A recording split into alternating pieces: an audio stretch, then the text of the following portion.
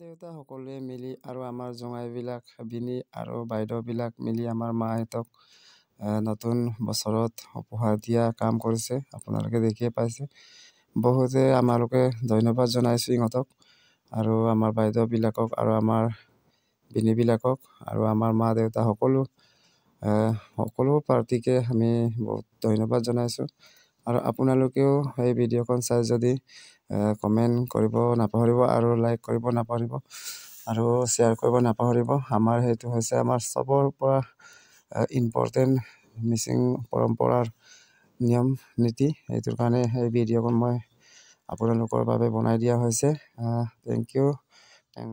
আৰু সকলোৱে জানে আমাৰ ঘৰৰ পৰিবাৰৰ আৰু ছোৱালী আমাৰ দিদি বাইদেউবিলাকে কোন কোন জেগাত বিয়া হৈছে। কিছুমানে বড়ো আছে, কিছুমানে গালং আছে, কিছুমানে আছামিজ আছে।